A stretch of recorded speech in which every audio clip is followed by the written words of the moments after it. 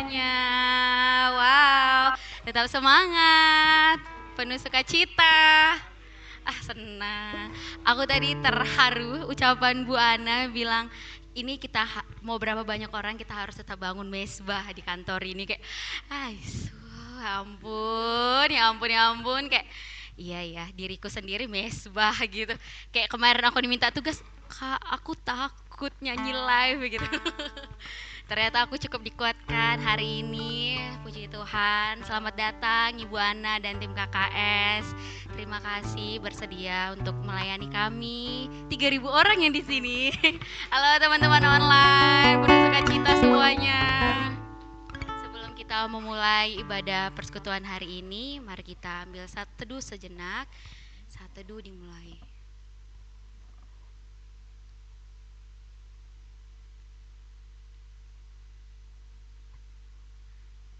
Saat teduh selesai, amin. Wah, terima kasih semuanya. Hari ini dapat tema, semoga aku nggak salah membacakan. Damai sejahtera di tengah tekanan. Indis ekonomi ya Bu ya. Indis ekonomi itu 81 kemerdekaan tetap aja tertekan. Semoga jauh-jauh kita tetap harus merdeka di dalam Tuhan. Amin. Jadi kita angkat satu lagu pujian, kita berdiri penuh dengan sukacita. Kita nyanyikan lagu Tuhan Yesus Baik.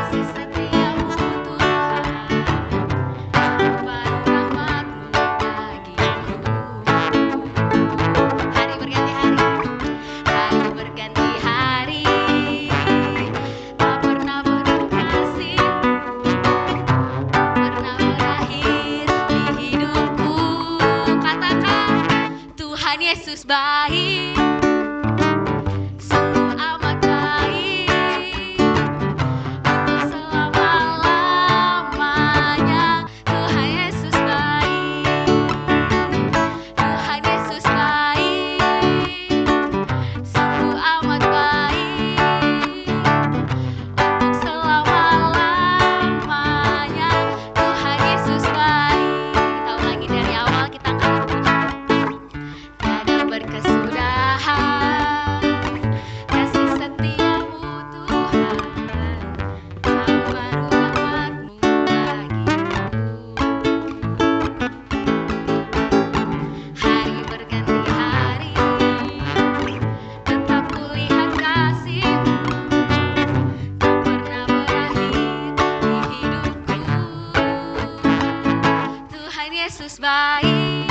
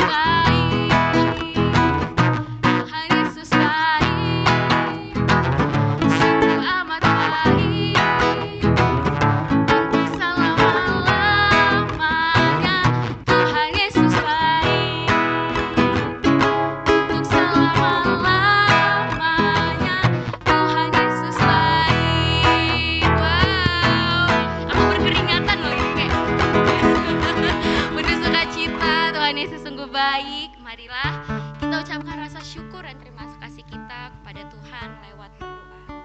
Tuhan Yesus, terima kasih atas sungguh semua kebaikan-Mu kepada kami satu persatu yang hadir di tempat ini. Tuhan, di balik kekurangan kami tahu Engkau sungguh baik. Engkau selalu peduli tiap apapun yang terjadi dalam hidup kami.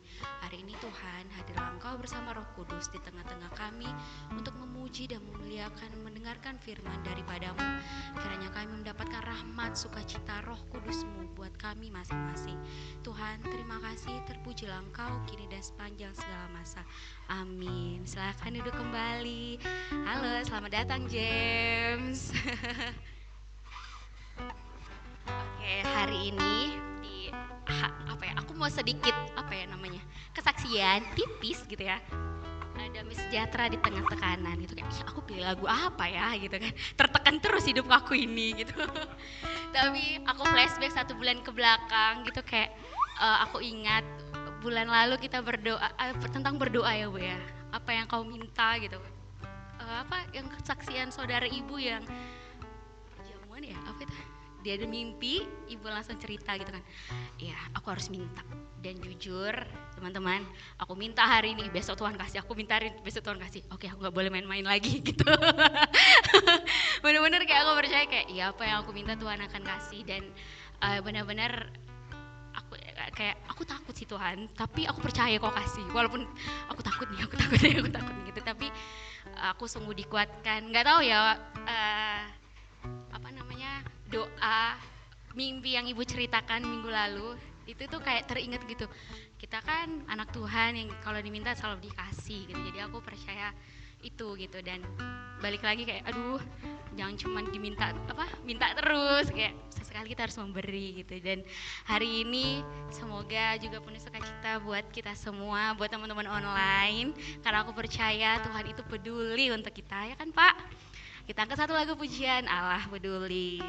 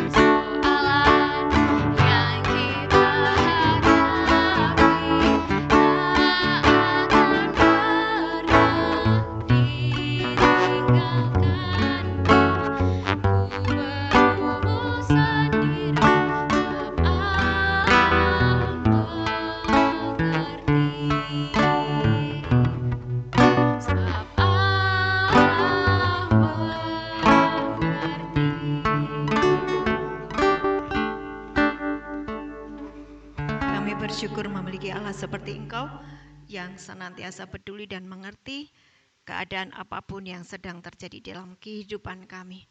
Hari ini ajari kami untuk kami bisa memahami kami di dalam Engkau, Engkau di dalam kami, sehingga kondisi apapun yang sedang menimpa kami tetap di dalam keadaan damai sejahtera-Mu.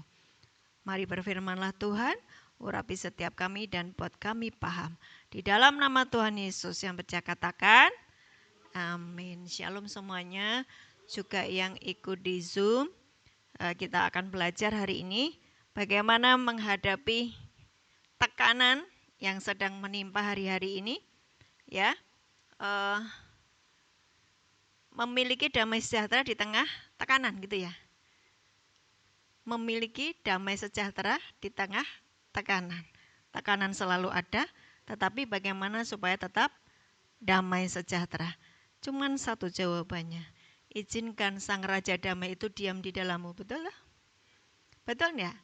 Ya, Yohanes 15 ayat 1-8 itu kan tentang pokok anggur, kita sudah paham semua ya.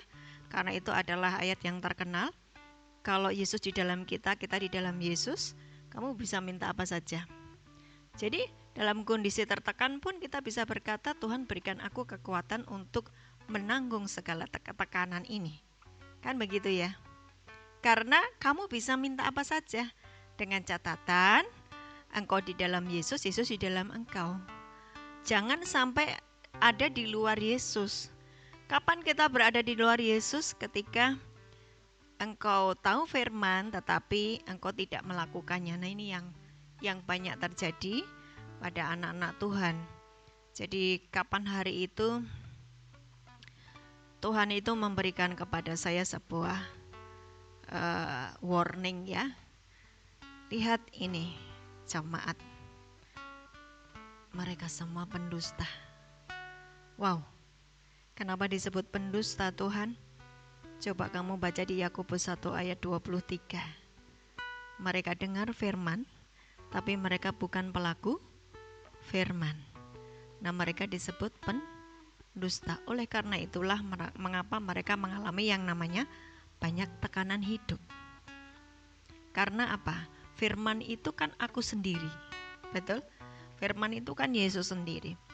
Ketika kita ini mengerti bahwa firman itu adalah Tuhan sendiri, Dia berkata bahwa kalau kamu mengasihi aku, kamu akan menuruti firman-Ku. Nah, kenapa Yesus itu berkata seperti itu? Di luar aku kamu tidak bisa apa-apa. Sehebat apapun karir kita, ketika kita di luar Kristus, pasti dia akan mengalami yang namanya tekanan. Akan lebih baik jika kamu bukan siapa-siapa, tetapi engkau izinkan Yesus diam di dalammu. Engkau akan memenangkan segala perkara. Kenapa? Sang pemilik surga itu diam di dalammu. Sang pemilik hidup itu diam di dalammu. Nah, kenapa banyak orang mengalami tekanan atau stres? Mari kita lihat ya. Di dalam Roma Efesus 4 ayat 17. Jadi ini kan gini ya. Memulihkan jiwa yang lelah. Engkau menjadi sangat lelah, engkau menjadi sangat letih oleh karena tekanan-tekanan pekerjaan, tekanan-tekanan hidup. Dan bagaimana supaya kita ini mendapatkan damai sejahtera di tengah-tengah tekanan hidup, betul ya? Kan gitu ya? Sebetulnya masalahnya di mana sih? Jiwa. Tubuh, jiwa, roh. Sudah belajar? Tubuhmu menjadi sakit karena tidak pernah istirahat, diforsir dengan pekerjaan. Sementara Tuhan itu berkata, tubuhmu adalah bait Allah. Berarti harus menomorsatukan Tuhan dong. Kalau kita ini menomorsatukan Tuhan, maka segala urusan-urusan kita itu Tuhan yang beresi, dan itu ya dan amin. Maka adalah penting bagi kita ini untuk menjaga tubuh kita tetap sehat. Bagaimana caranya? Yuk mesti banyak istirahat. Yuk mesti makan yang tidak boleh jorok-jorok, makanan sehat ya.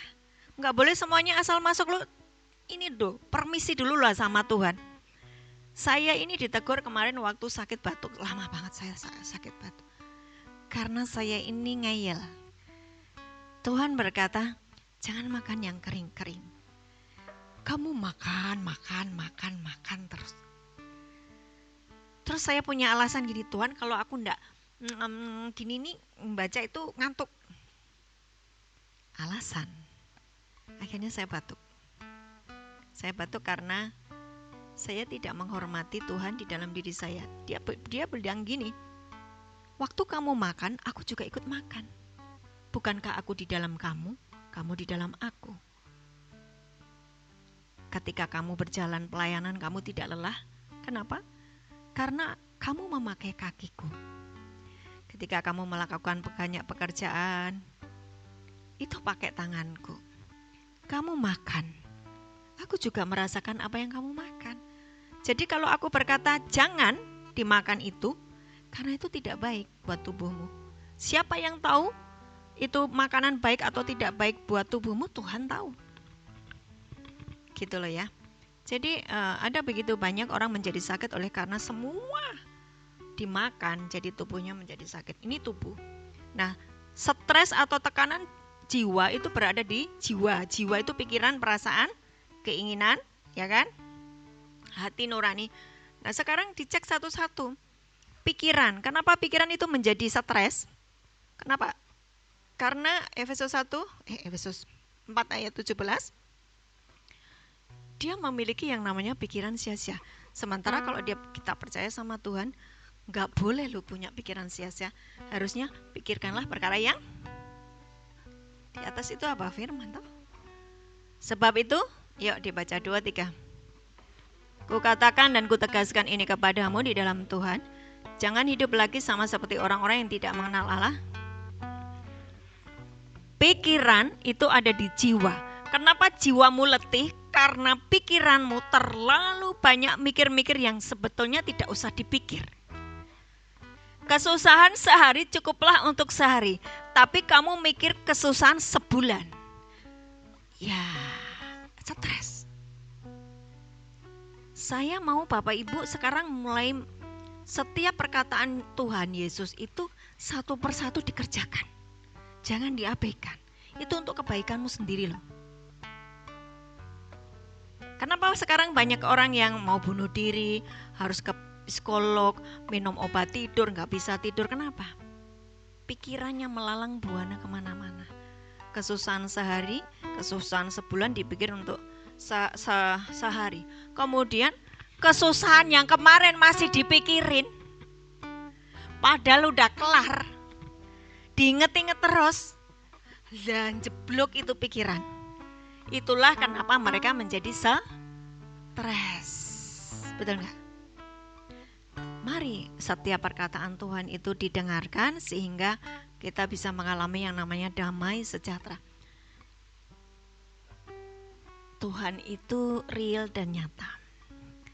Kalau dia berkata, aku pengen tinggal di dalammu, itu benar-benar dia tuh tinggal di dalam kita loh.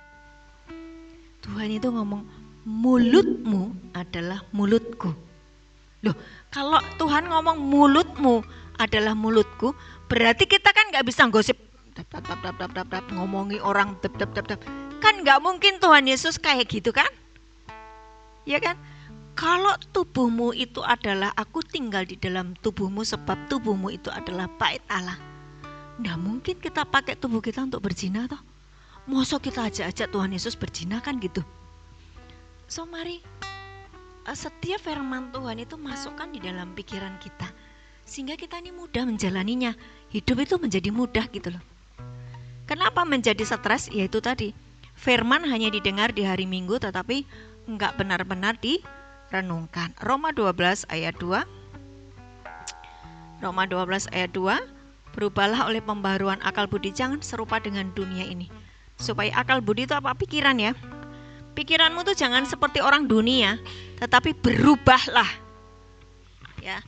Yuk 2-3. Janganlah kamu menjadi serupa dengan dunia ini, tapi berubahlah oleh pembaharuan budimu sehingga kamu dapat membedakan mana kehendak Allah, apa yang baik, yang berkenan kepada Allah dan yang sempurna. Ketika terjadi perubahan pola pikir, engkau menyatukan pikiranmu dengan pikiran Tuhan. saya jamin saudara nggak akan stres.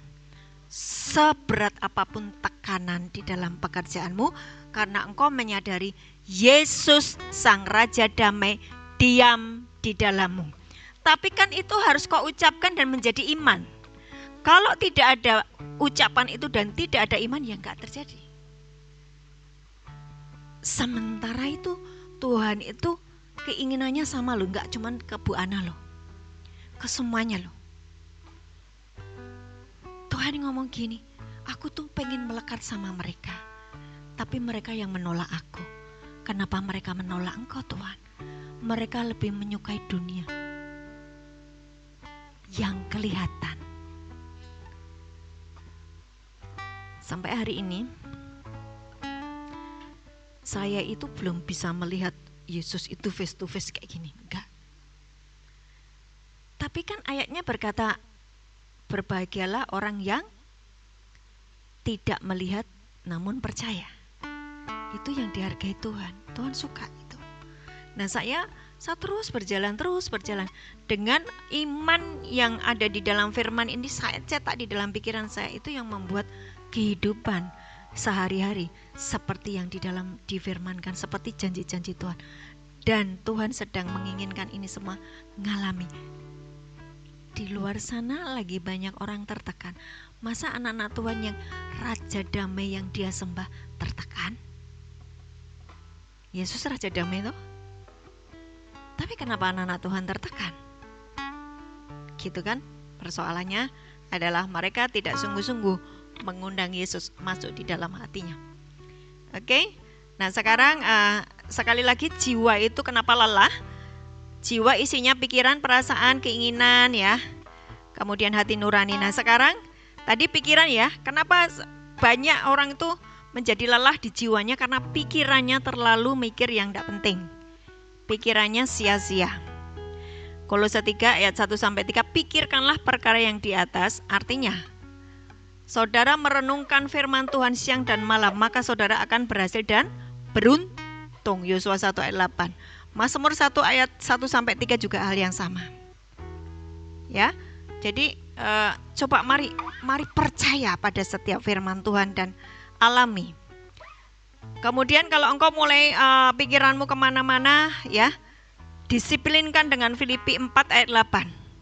Semua yang baik, semua yang sedap didengar, semua yang mulia, semua yang disebut kebajikan, pikirkanlah itu. Jadi isi kepalanya kita ini kayak gitu. Coba dipraktekkan, saudara pasti tidak akan stres. Yang kedua, jiwa itu isinya juga yang namanya keinginan, betul ya? Keinginan. Nah, keinginan itu ada keinginan yang diberkati Tuhan dan keinginan daging atau keinginan duniawi. Mari kita cek keinginan kita. Keinginan yang diberkati Tuhan, Mazmur 37 ayat 4.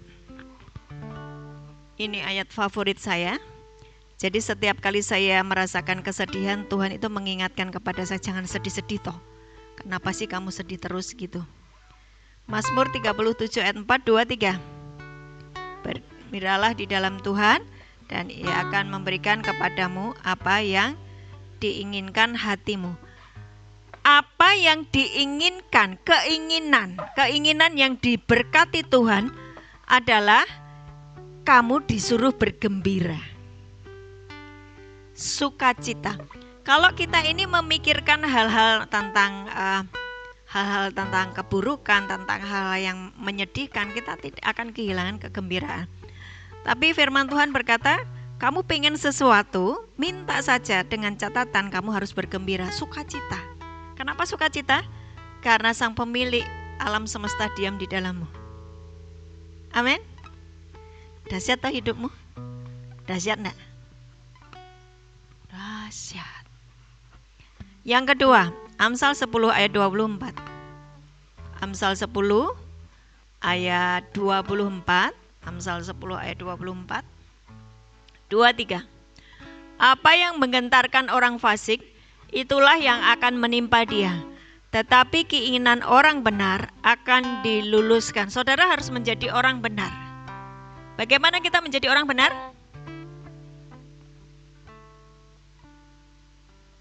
Bagaimana kita menjadi orang benar? Kan kita sudah dibenarkan oleh darah Yesus. Kita sudah dibersihkan oleh firman Tuhan. Yohanes 15 ayat 3, kamu memang sudah bersih oleh karena firman yang kukatakan kepadamu. Jadi firman itu membersihkan. Darah Yesus itu membenarkan engkau. Akui segala dosamu, maka Dia Allah yang setia dan adil, Dia akan mengampuni segala dosamu. Siapa orang benar? Orang yang dibenarkan oleh Tuhan. Orang yang diampuni. Orang yang percaya kepada setiap firman Tuhan. Maka dia menjadi orang benar. Doa orang benar sangat besar kuasanya. Ayat itu yang dulu membuat saya ini memilih untuk menjadi orang benar daripada orang fasik. Lawannya orang benar orang siapa? Orang fasik toh. Siapa orang fasik? Tidak menghormati firman Tuhan. Itu orang fasik.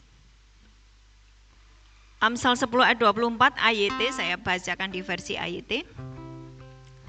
Yang ditakuti orang fasik akan datang menimpa mereka, tetapi keinginan orang benar akan dikabulkan. Jadi keinginan orang benar akan dikabulkan. Keinginan, tadi saya bilang bahwa keinginan itu berasal di jiwa. Engkau harus belajar memiliki keinginan-keinginan yang disukai oleh Tuhan. Bagaimana supaya kita memiliki keinginan yang disukai oleh Tuhan? Jadilah orang benar. Maka keinginanmu akan dikabulkan Tuhan. Ih, keren sekali.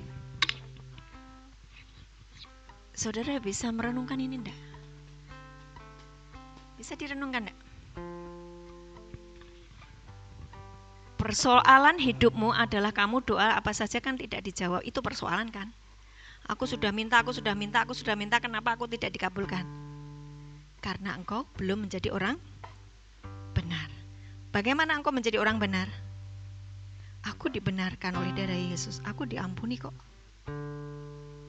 Firman Tuhan membersihkan aku kok. Betul gak? Jadi kurang apa lagi? Kurang iman. Kurang percaya toh? Kurang banyak baca firman-Nya. Saudara, kalau engkau tidak mempercayai firman Tuhan hari ini, menjadi orang yang paling malang di dunia ini. Benar. Saya mau katakan benar ini. Orang-orang yang tidak memakai firman menjadi dasar hidupnya adalah orang-orang yang paling malang hari-hari ini. Karena mereka di luar Yesus. Yesus sedang menunjukkan kuasa firman-Nya. Di luar aku kamu tidak bisa melakukan apa-apa. Tapi Bu, banyak orang di luar di sana juga sukses. Sepertinya sukses.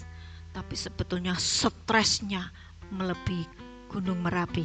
Sebentar lagi jeblok itu. Ya, karena nggak ada damai sejahtera beneran. Matius 6 ayat 33, hafal ya. Carilah dahulu kerajaan Allah dan kebenarannya, maka semuanya itu akan ditambahkan kepadamu. Jadi keinginanmu adalah mencari dahulu kerajaan Allah dan kebenarannya. Nah sekarang, itu tadi keinginan yang diberkati Tuhan.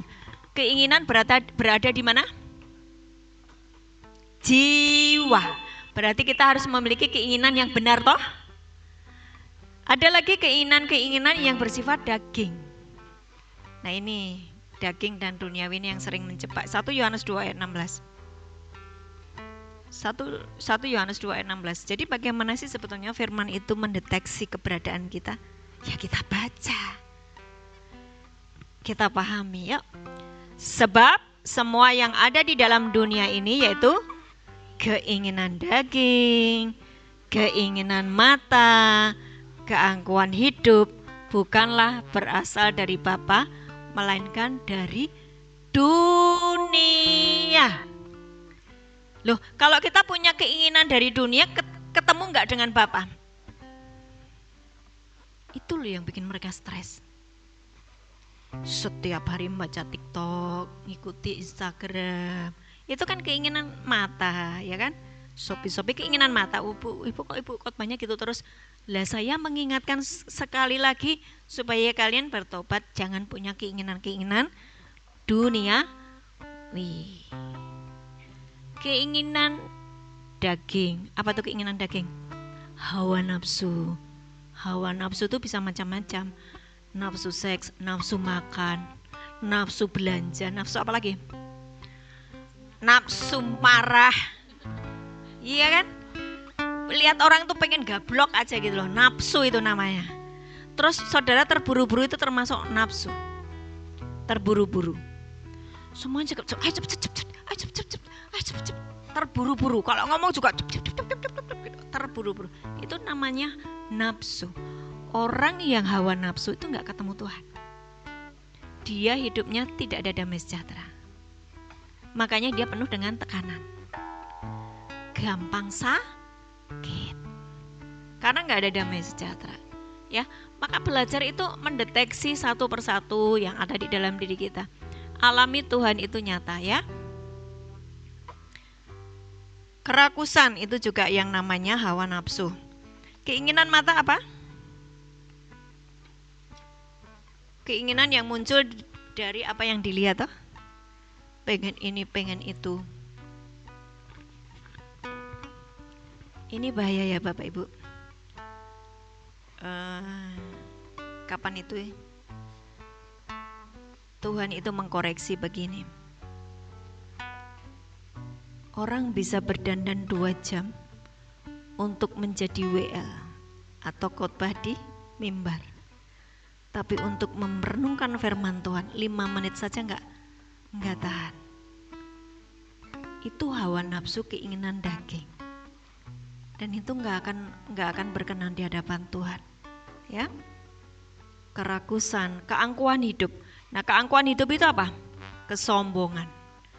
Kesombongan. Contoh keangkuhan hidup apa?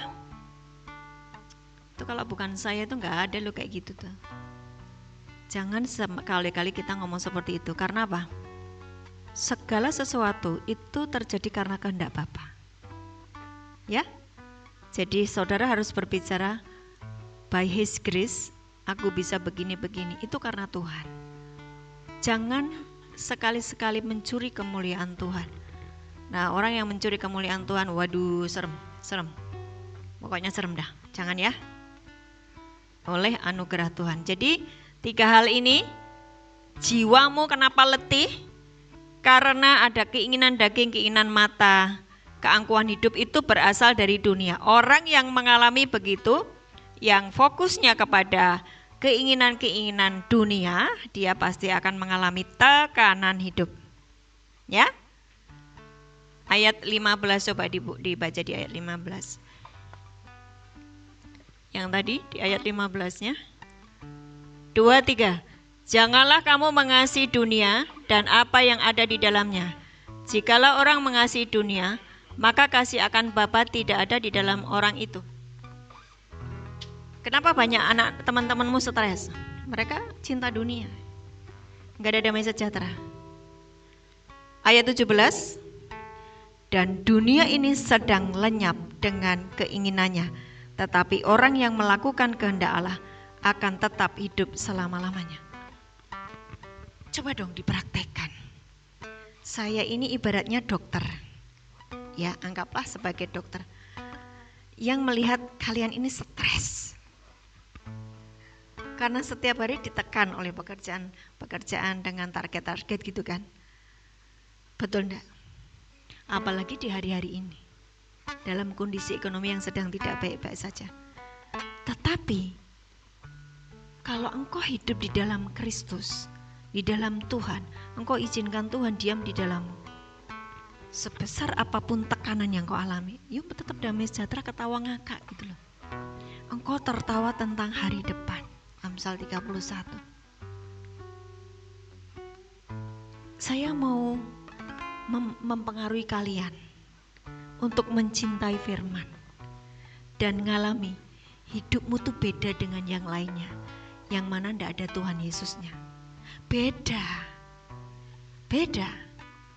Karena apa? Dia udah janji, kamu minta apa saja tak kasih kok. Tapi kamu jangan mencintai dunia. Loh, hidup di dunia kok gak boleh mencintai dunia? Kamu itu warga kerajaan surga yang diizinkan tinggal di dunia. Tapi fokusmu kepada Tuhan. Jangan khawatir ketika kau Mencari dahulu kerajaan Allah dan kebenarannya. Semua yang dicari dunia itu aku berikan kepadamu limpah, limpah, limpah, limpah. Simpel lah. Bukankah ini pelajaran dasar?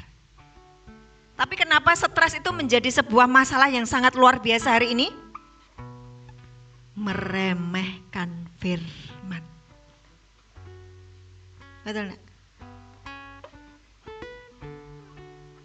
Tidak semua orang yang kelihatannya sudah rohaninya tingkat dewa, kalau dia tidak menyatu dengan firman,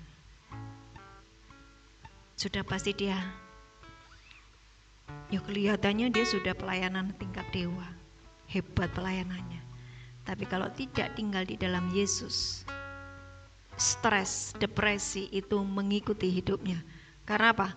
Keinginan-keinginannya di jiwanya tidak diselaraskan dengan firman. Saya suka kasih toh yang 2 Korintus 5 ayat 4. Apa tuh 2 Korintus 5 ayat 4? Enggak tahu lah Bu, saya ini wong lagu aja dikasih juga enggak hafal, apalagi ayat toh Bu gitu. 2 Korintus 5 ayat 4. Saya perhatikan setiap ayat-ayat yang menggugah hatimu itu ambil itu, sehingga itu menjadi jawaban dari kehidupanmu ya.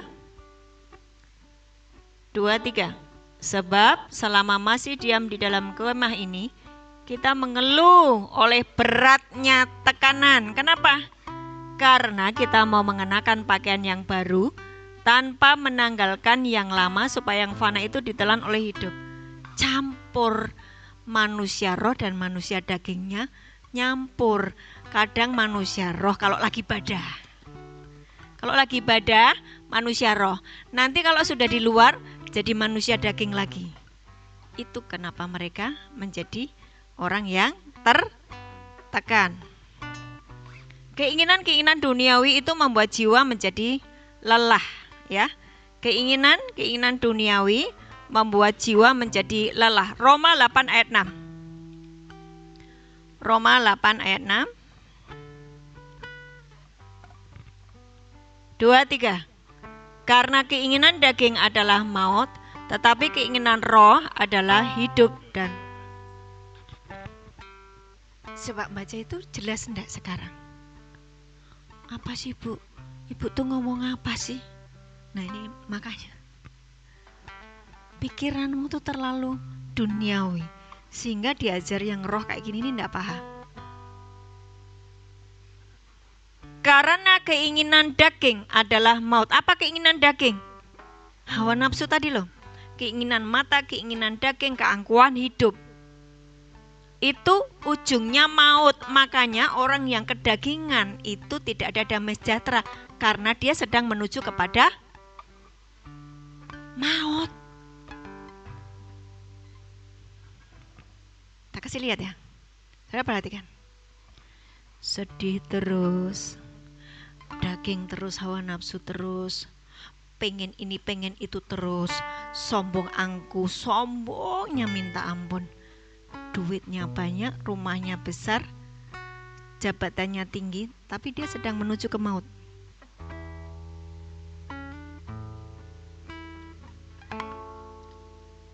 Walaupun duitnya banyak, di dalam rumahnya tidak ada damai sejahtera, karena maut. Ujungnya keinginan daging adalah maut, tetapi keinginan roh adalah hidup dan damai sejahtera. Hidup, semua aspek di dalam hidupmu hidup.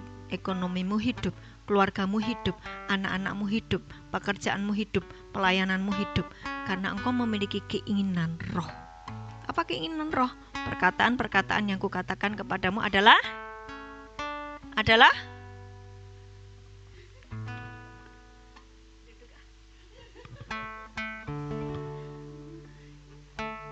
lihat ndak? Aku tuh ayatnya nggak pernah pindah-pindah loh. Kalian kenapa malas untuk menghafal?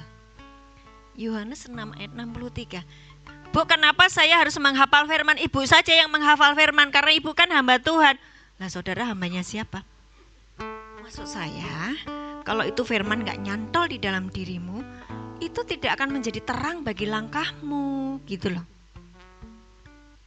Yohanes 6 ayat 63 apa?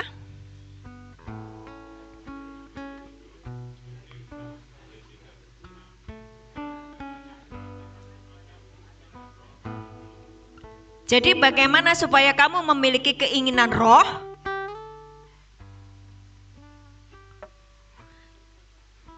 Ya, keinginanmu harus dipengaruhi oleh firman Tuhan toh. Berarti firman Tuhan, setiap hari firman Tuhan, setiap hari firman Tuhan, setiap hari, maka itu mengubah keinginan kita yang daging itu menjadi keinginan roh. Biar rontok ya kan. Digablokin biar rontok. Gitu loh. Loh, tujuannya apa sih? Tujuannya tuh supaya Yesus itu bisa tinggal di dalam kamu. Kalau kamu tuh punya keinginan daging, enggak satu frekuensi, dia enggak bisa masuk gitu loh. Itulah kenapa kalian stres. Coba dong dipraktekkan mulai minggu ini. Ya, gampang kok, caranya gini.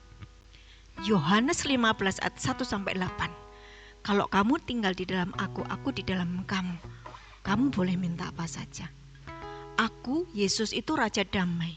Ketika engkau mengizinkan aku masuk di dalam dirimu, sebesar apapun tekanan, kamu tetap damai. Karena damai sejahtera ini ada di dalam kamu. Ibu-ibu tuh ngomong penak wae. Coba ibu mengalami yang namanya tekanan, tiba-tiba dimaki oleh bos. Gampang. Kamu memiliki imajinasi Yesus di dalam kamu, kamu di dalam Yesus tuh gini loh. Ini ruangan ya. Aku di dalam Yesus tuh aku di dalam ruangan ini. Ini ruangan ini Yesus gitu loh. Yesus itu menyembunyikan aku di dalam tubuhnya. Tapi di dalam tubuhku juga ada Yesus. Nah, waktu ini Yesus itu di dalam aku di dalam Yesus, aku dimaki-maki, pertama kali yang dimaki siapa? Yesus tah. Lah kok kamu serik, kalau kamu sakit hati? Ayo. Loh, tapi kan ini harus ada pemahaman bahwa Yesus di dalam aku di dalam Yesus. Kalau nggak ada pemahaman itu ya sudah, kamu stres. Bukankah itu iman? Saya mau kalian membuktikan firman ini. Ada firman yang mengatakan gini, kalau ada orang memarahi kamu, mereka akan malu dan mereka akan berkata, aku minta maaf karena tadi memaki-maki kamu. Ada ayatnya. Mereka akan malu. Kenapa? Karena Yesus di dalam kamu, kamu di dalam Yesus. Ini Yesus. Ini kan di dalam, saya di dalam baju ini. Ceder kenai baju toh. Kenai Yesus toh. Kenapa kamu harus marah? Itulah kenapa Yesus berkata pembalasan adalah hakku. Nah, yang dimaki-maki pertama Yesus kok. Makanya itu haknya Tuhan. Saudara nangkep enggak? Saudara nangkep apa ruwet? Jadi kalau dimaki-maki, senyum saja. Belum tahu ya siapa yang kau maki-maki. Kan gitu. Ya kan? Betul nggak? Lu belum tahu ya, pemilik alam semesta ini yang kau maki-maki. Jangan kurang ajar, kan gitu. Berarti hatimu kan tetap damai sejahtera atau meskipun dimaki-maki? Sedih sebentar nggak apa-apa. Kamu sedih tuh sembari, Tuhan ampunilah dia, sebab dia tidak tahu apa yang dia lakukan. Dia sedang maki-maki engkau. Karena aku di dalam engkau, engkau di dalam aku. Otomatis kamu tuh ngomong kayak gitu loh. Jadi kamu gak sempat sakit hati. Tos dulu. Praktek. Oke? Alami Tuhan nyata. Dia suka loh digitukan. Tuhan suka loh digitukan. Ya, praktek.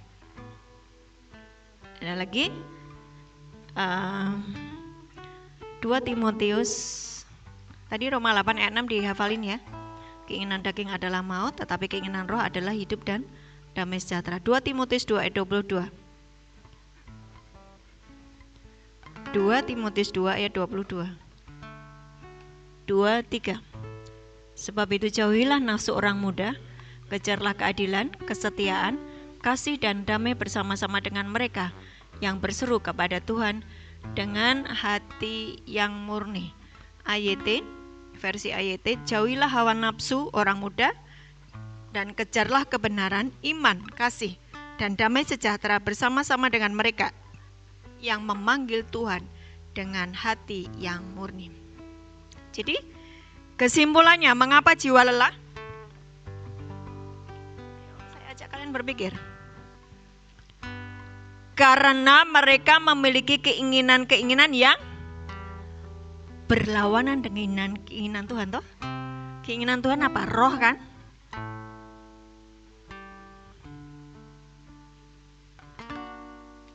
Kalian bisa menjadi hamba-hamba Tuhan yang menanggulangi orang-orang di luar sana yang stres.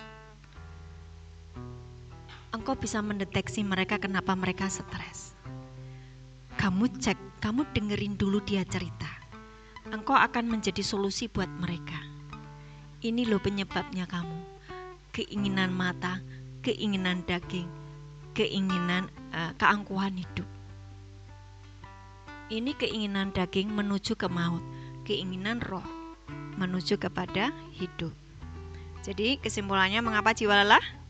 Karena memiliki keinginan-keinginan yang berbeda, berlawanan dengan keinginan Tuhan. Sebab keinginan daging adalah maut. Nah, sekarang bagaimana memulihkan jiwa yang lelah? Markus 12 ayat 30. Bagaimana memulihkan jiwa yang lelah? Aku lelah Tuhan. Tuhan, kok Tuhan gak bawa aja aku pulang sih, aku capek lu hidup di dunia ini. Ada yang pernah ngomong kayak gitu? Aku pernah. Sebelum bertobat. Saya sebelum ketemu Tuhan Yesus bentar-bentar pengen mati. Karena hidup tuh gak enak. Karena saya belum paham firman, gak ada damai sejahtera. Tapi ketika saya memahami firman, kasih aku waktu Tuhan, supaya aku bisa menyelesaikan agendamu, menyenangkan hatimu. Bagaimana memulihkan jiwa yang lelah? Markus 12 ayat 30. Kasihilah Tuhan Allahmu dengan segenap hatimu, dan dengan segenap jiwamu, dan dengan segenap akal budimu, dan dengan segenap kekuatanmu. Ini ada di jiwa semua, toh? Pikiran, keinginan, ya, dengan segenap jiwamu, dengan segenap akal budimu. Pikiran, toh? Akal budi itu apa? Pikiran. Hati itu di jiwa. Dan segenap jiwamu dan dengan segenap akal budimu. Yang ini yang banyak tidak bisa. Kekuatan. Ini yang orang tidak bisa. Kenapa? Terfokus kepada apa yang dia rasakan. Sehingga dia tidak bisa mengasihi Tuhan itu dengan segenap kekuatannya, walaupun mengalami tekanan, walaupun mengalami yang namanya keadaan yang tidak baik, dengan segala kekuatannya. Seringkali dia tidak mampu lagi dan berkata, aku gak kuat Tuhan. Benar kan? Dan mereka berkata begini, yang diperintahkan Tuhan itu sulit. Betul nggak? Itu hanya orang-orang tertentu yang bisa melakukannya. Sulit. Misalnya disuruh mengampuni, nggak bisa, sulit itu.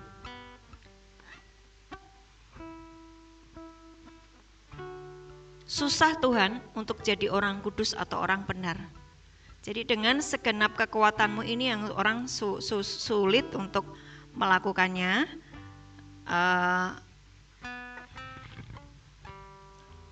Coba dibaca ayatnya. Kasihilah Tuhan Allahmu dengan segenap hatimu, dengan segenap jiwamu, dengan segenap akal budimu, dan dengan segenap. Kamu kan gak sadar toh Yesus di dalammu. Kekuatanmu, kamu pikir pakai kekuatanmu sendiri. Padahal Yesus kan di dalammu. Berarti kekuatannya siapa? Berarti bisa gak? karena kamu menyadari bahwa itu kekuatannya Yesus yang di dalammu, bukan kekuatanmu. Mereka berpikir bahwa dengan segenap kekuatanmu, kekuatanmu sendiri. Kalau kamu merasa tidak kuat, kenapa kamu tidak minta kekuatan dariku? Tuhan berkata seperti itu. Kalau kamu tidak sanggup, kenapa kamu tidak meminta kesanggupan yang daripadaku? 2 Timotius 1 ayat 7. Sebab Tuhan tidak pernah memberikan kepadamu roh ketakutan, tetapi roh yang membangkitkan kasih, kekuatan, dan ketertiban. Kekuatan, roh, kekuatan itu roh.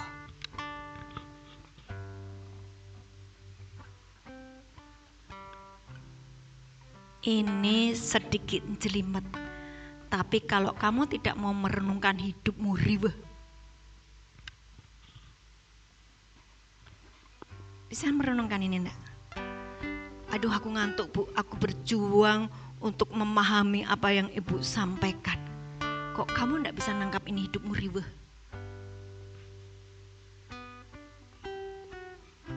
Kasihlah Tuhan Allahmu dengan segenap hatimu, segenap jiwamu, segenap pikiranmu, segenap kekuatanmu. Itu bukan kekuatanmu sendiri untuk mengasihi Tuhan, untuk hidup di dalam roh. Itu bukan kekuatanmu sendiri. Yesus di dalammu, sehingga kekuatannya berasal dari Yesus. Ketika engkau berkata aku tidak sanggup, kamu minta roh kekuatan ada di dalam dirimu. Minta, jangan roh ketakutan, tapi roh yang membangkitkan kasih, ketertiban, dan kekuatan. Saudara bisa nangkap? Saya harap bisa nangkap. Oke? Jadi bagaimana memulihkan jiwa yang lelah? Engkau harus minta kekuatan yang dari Tuhan. Orang yang mengasihi Tuhan, jiwanya selalu disegarkan. Mazmur 23 ayat 1 sampai 3. Sudah pada hafal tetapi mereka hang. Loh iya kan? Mazmur 23 kan hafal. Tuhan adalah gembalaku, takkan kekurangan aku. Terus? Coba ya Mazmur. Coba ini, kan sudah pada hafal. 2, 3. Mazmur Daud, Tuhan adalah gembalaku, takkan kekurangan aku. 2. Ia membaringkan aku di padang yang berumput hijau. Ia membimbing aku ke air yang tenang. Ia menyegarkan jiwaku. Ia menuntun aku di jalan yang benar. Oleh karena namanya, jiwanya menjadi segar, nggak pernah stres, karena Tuhan yang menjadi gembalanya. Mazmur 147 ayat 3. Mazmur 147 ayat 3. Ia menyembuhkan orang-orang yang patah hati dan membalut luka-luka mereka. Saudara, saya undang bangkit berdiri. Mari kita bangkit berdiri. Allah mengerti, Allah peduli segala persoalan yang kita hadapi. Tak akan pernah dibiarkan bergumul sendiri, sebab Allah mengerti. Ketika engkau mengizinkan Yesus diam di dalammu, maka sebetulnya Dia mau masuk dan melekat di dalam engkau. Yesus itu Raja Damai, diam di dalammu. Dan Dia di dalammu, engkau di dalam Yesus. Dia sang penguasa alam semesta itu bersama dengan engkau. Dia itu Raja Damai. Ketika engkau berjalan dengan Dia, kemanapun engkau berjalan, kaki yang kamu pakai untuk melangkah itu kakinya Yesus. Tangan yang kamu pakai untuk bekerja itu tangannya Yesus. Otak yang kamu pakai untuk berpikir pekerjaan-pekerjaanmu itu otaknya Yesus. Kalau itu bisa engkau pahami, engkau akan hidup di dalam sukacita dan damai sejahtera. Dan itulah keinginan Yesus, supaya anak-anaknya tinggal di dalam sukacita dan damai sejahtera. Bapa di surga, hari ini kami bertobat dari segala dosa dan pelanggaran kami, dari segala keinginan-keinginan kami, keinginan daging, keinginan mata, keangkuhan hidup yang memisahkan kami dengan Engkau. Engkau adalah roh, dan biarlah kami mulai hari ini memiliki keinginan-keinginan roh saja. Dan Tuhan, berikan kepada kami roh kekuatan, supaya kami bisa mengasihi Engkau dengan segala kekuatan kami, yang adalah kekuatan. Terima kasih untuk kebenaran firman-Mu Tuhan, di dalam nama Tuhan Yesus. Angkat tanganmu, kita sama-sama berdoa untuk Mbak Uke yang masuk rumah sakit hari ini, yang sakit. Bapa di surga, kami berseru-seru kepadamu. Kami berdoa untuk saudari kami Tuhan, Mbak Uke. Tuhan, terima kasih Engkau sedang membersihkan hidupnya dari setiap keinginan-keinginan mata, keinginan daging, keinginan keangkuhan hidup, semua yang bukan daripadamu. Engkau sedang membersihkan dia. Kami tahu Tuhan, di tengah-tengah proses ini Engkau ada bersama dengan dia, bahkan Engkau sudah menampakkan dirimu kepadanya. Hari ini Engkau sedang menambahkan roh iman kepadanya. Dan biarlah Tuhan, tubuhnya hanya dipakai untuk memuliakan nama-Mu. Segala sesuatu ketika kami memikirkan kebenaran-Mu, kami menomorsatukan Engkau, maka pekerjaan-pekerjaan kami Engkau yang handle Tuhan. Hari ini kami berdoa untuk Mbak Uke. Segala ketakutan, kekhawatiran, kecemasan yang ada di dalam dirinya dicabut, diangkat di dalam nama Yesus. Dan biarlah sukacita damai sejahtera mulai melingkupi Mbak Uke. Dan di dalam nama Tuhan Yesus, aku perintahkan segala luka-luka itu sembuh, tertutup rapat, kering, dan supaya kakinya bisa melangkah lagi untuk menjalankan agenda Bapa. Di dalam nama Yesus, berikan penghiburan, berikan sukacita, berikan damai sejahtera dan hikmat-Mu yang melebihi segala sesuatunya. Terima kasih Tuhan, berkati juga anak-anak-Mu yang ada di tempat ini. Mereka Engkau munculkan sebagai terang di tengah-tengah kegelapan. Urapi dengan roh-Mu, penuhi dengan roh-Mu. Ucapan-ucapan mereka berasal dari hati-Mu, sehingga dengan apa yang mereka ucapkan akan memberikan kekuatan kepada orang yang letih lesu, kepada yang sedang stres, depresi. Tuhan, Kau pakai anak-anak-Mu ini sebagai duta-duta-Mu. Berkati pekerjaan di kantor, berkati apapun yang sedang diusahakan berhasil. Di tim mereka menjadi orang-orang yang hebat, dahsyat, sebab roh Tuhan ambil alih atas pekerjaan-Mu. Di dalam nama Yesus, berkati tempat ini Tuhan, dan tempat bisnis ini Tuhan menjadi tempat bisnis yang terhubung dengan kerajaan surga. Tuhan ada di tempat ini dan membuat tempat ini Tuhan diberkati, berkelimpahan terjadilah dalam nama Yesus. Berkati seluruh manajemen, orang-orang di atas Tuhan yang punya kuasa dan otoritas. Berikan takut akan Tuhan dan penuhi mereka dengan kasih-Mu, sehingga mereka mulai memakai pola kerajaan surga untuk memanage kantor ini, perusahaan ini, di dalam nama Yesus. Terima kasih buat hari ini. Terima kasih buat anak-anak-Mu yang sudah Kau utus datang ke tempat ini. Terimalah berkat. Tuhan memberkati-Mu dan melindungi-Mu. Tuhan menyinari Engkau dengan wajah-Nya dan memberi Engkau kasih karunia. Tuhan menghadapkan wajah-Nya kepadamu dan memberi Engkau damai sejahtera. Amin, amin, amin.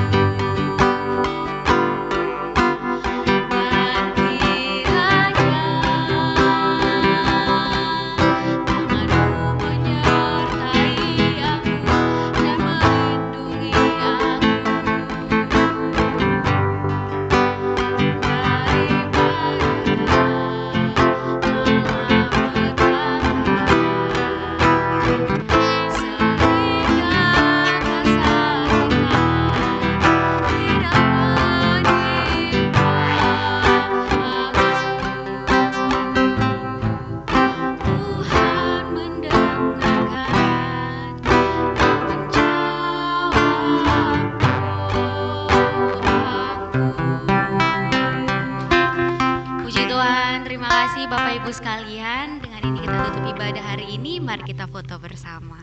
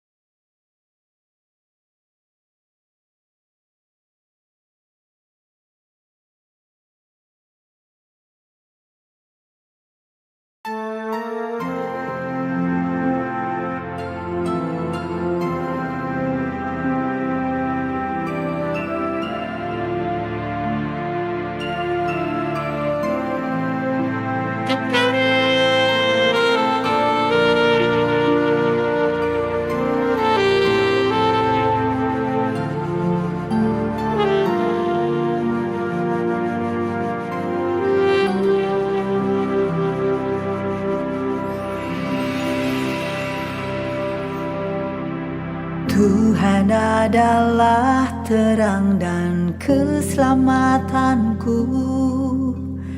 Pada siapa ku harus takut? Tuhan adalah benteng di dalam hidupku. Pada siapa aku harus gentar? Satu hal telah ku pinta kepada Tuhan, itulah yang ku ingini, diam di rumah Tuhan seumur hidup, menyaksikan kemurahan Tuhan, menikmati baik kudusnya, lindungiku dalam pondoknya.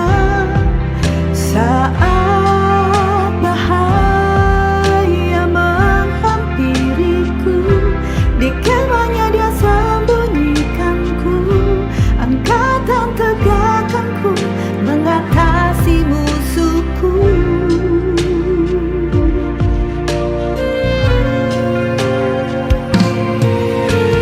Tuhan adalah benteng di dalam hidupku.